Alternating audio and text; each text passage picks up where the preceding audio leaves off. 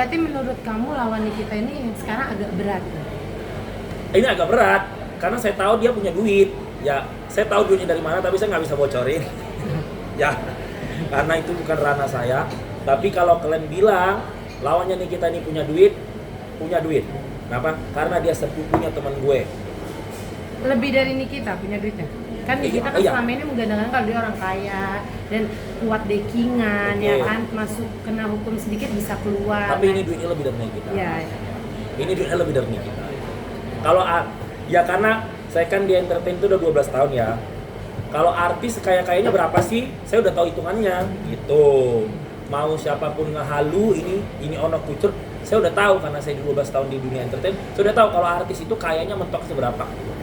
Tidak mungkin melebihi atau menyamai pengusaha kelas ABC di nasional, apalagi pejabat gitu. Jadi kalau di Indonesia itu kan ukuran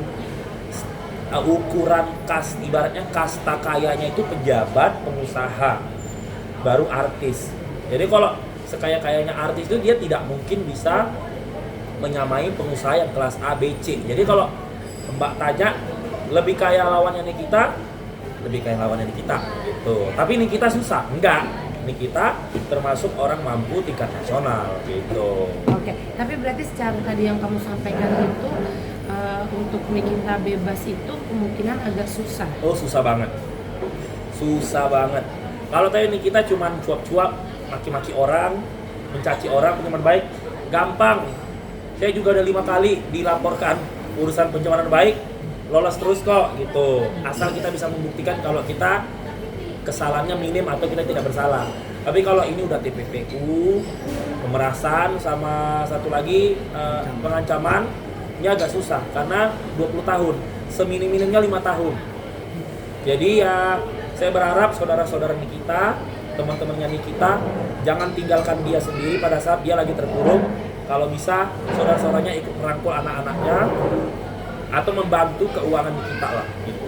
Ya mungkin Loli kan sekarang udah pintar jualan, abang-abangnya, adik-adiknya mungkin bisa nanti jadi selebriti TikTok. Sekarang kan gampang banget orang jadi selebriti TikTok kan. Jadi ya saya harap jangan tinggalkan Nikita. Kalau saya sudah tahu Nikita ditahannya agak lama, tinggal lagi ya orang-orang terdekatnya jangan pernah meninggalkan dia. Jangan hanya pansos ketika ingin terkenal. Karena banyak, karena Nikita punya nama juga kan. Ya kita harus akui Nikita adalah salah satu artis yang punya nama di Indonesia. Berteman dengan dia cuman karena pingin naik juga. Nikita masuk dia ditinggalin gitu. Jangan seperti itu, kasihan gitu.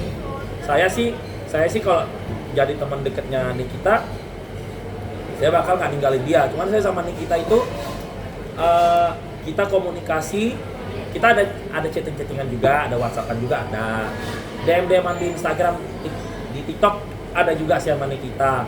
Ketemu pernah, tapi kalau dekat enggak gitu.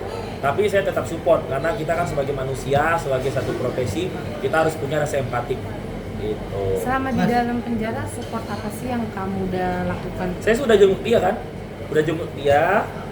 kemarin saya sama Vista Putri datang ke penjara, terus ngasih support karena pada saat itu kita datangnya jam 2:30, jam 3 baru tutup, jadi sebentar banget di situ, jadi nggak puas gitu. Nanti mungkin waktu nanti sidang, nanti saya akan datang, bukan mungkin, saya udah niat nanti kalau sidang saya datang. Mas, tadi kan bilang lawan Niki kan lebih kuat berduit lah ya. Iya. Lawan Niki kalah karena lawannya lebih berduit, terus faktor itu kan? Sebenarnya gini, netizen kan selama ini selalu berpikir kalau polisi bisa disogok. Tidak semua polisi bisa disogok. Itu hanya beberapa oknum. Itu dulu satu. Nah, jadi kalau misalnya ada oknum, kita mikirnya gini, kalau ada oknum bisa disogok, tapi tetap harus ada bukti. Jadi kalau Mas misalnya mau nyogok oknum, Mas nggak punya bukti, oknum nggak bisa nahan orang, paham kan? Tapi Mas mau nyogok oknum, Mas punya bukti, oknum bisa nahan. Jadi saya sering konsultasi sama pengacara, oknum pun tidak akan berani memenjarakan walaupun dia menerima duit kalau buktinya tidak kuat, karena nanti si oknum ini bisa diusut dan sudah banyak yang ketangkap, ya kan? Mau kayak abangnya Saipul Jamil kan nggak mau, tuh. Jadi kalau asumsi udah lewat ya. Jadi kalau asumsi netizen,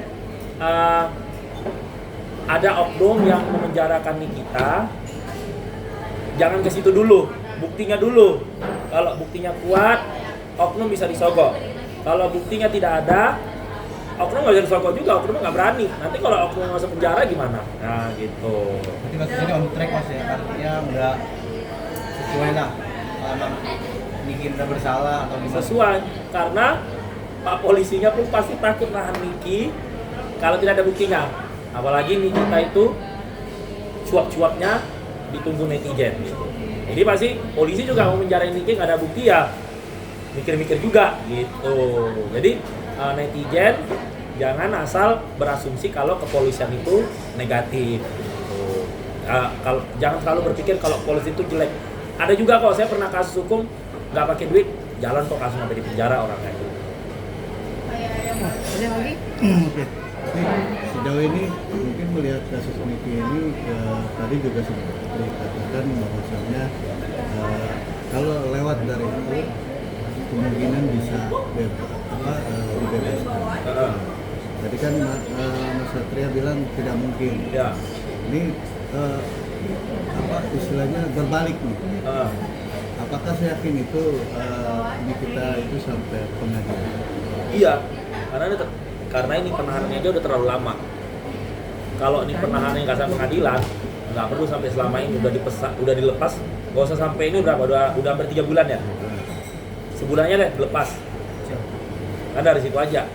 Karena nanti pihak kepolisian juga takut kan, nahan orang lama-lama tiba-tiba nggak kebukti. Apalagi si Niki orangnya cuap-cuap. Nah, bisa nanti kepolisian diusut balik gitu. Jadi kenapa polisi bisa melakukan penahanan lama? Karena polisi yakin karena ini bakal sampai pengadilan. Oke, di kasus Niki ini kan sebenarnya ada beberapa orang yang dilaporkan. Ya. Apakah kan baru 2 yang ditahan? Apakah yang dilaporkan ini yang lainnya bakalan menyusul? Tergantung, kalau duit belum masuk ke mereka. Ini kan kenapa Niki ditahan? Karena ada katanya kita kan belum melihat bukti yang nanti kan di pengadilan itu kan. Karena bukti memenuhi syarat untuk Nikita ditahan karena ada uang yang sudah diberikan, yang sudah diterima. Terus ada dicucikan.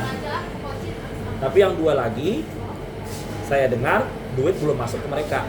Gitu. Jadi kalau duit belum masuk ke mereka, ya mereka nggak ikut, nggak ditahan.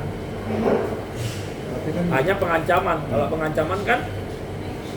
Kalau pengancaman itu kalau belum terjadi, kadang polisi tidak menjalankan itu. Contoh, rekan saya pernah ngelaporin ada akun yang mengancam, gua perkosa lu gitu, gua bunuh lu, kita bawa kepolisian.